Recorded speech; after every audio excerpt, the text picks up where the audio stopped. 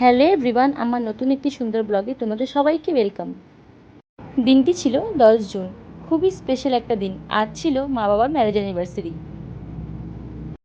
অনেক দিন আগের থেকেই আমি ভেবে রেখেছিলাম যে এবার মা বাবার অ্যানিভার্সারিতে আমি মা বাবাকে কোথাও একটা ঘুরতে নিয়ে যাব। কারণ প্রতিবার তো বাড়িতেই সেলিব্রেট করা হয়, এবার না হয় মা বাবার অ্যানিভার্সারিটা একটু অন্যরকমভাবে সেলিব্রেট করা হোক।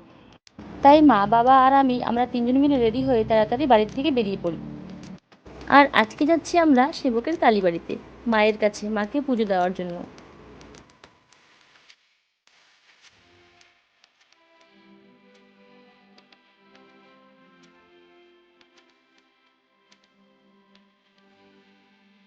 তো দেখো, আমরা সেবকে পৌঁছেও গেছি আর মা পুজো দেওয়ার জন্য পুজোর সব সামগ্রীও নিয়ে নিয়েছে।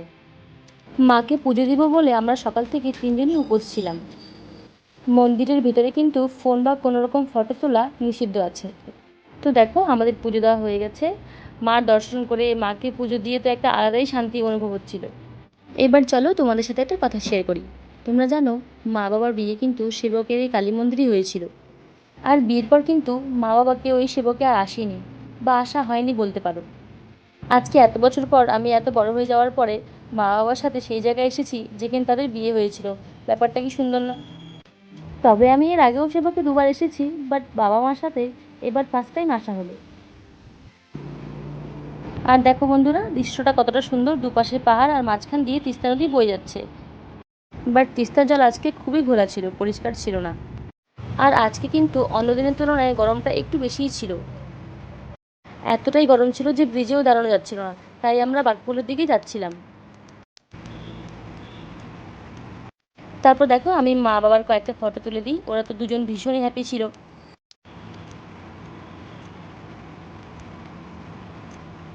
আর তোমরা যারা সেবকে এসেছো তারা তো ভালো করে জানো যে সেবকে অনেক বানর থাকে। তাই মা তাদের জন্য কিছু ফল আর মিষ্টি নিয়ে এসেছিল। আর দেখো তোমরা, কি সুন্দর বসে দু হাত দিয়ে আমটা ছুঁড়ে ছুঁড়ে খাচ্ছে, একদম মানুষের মতো।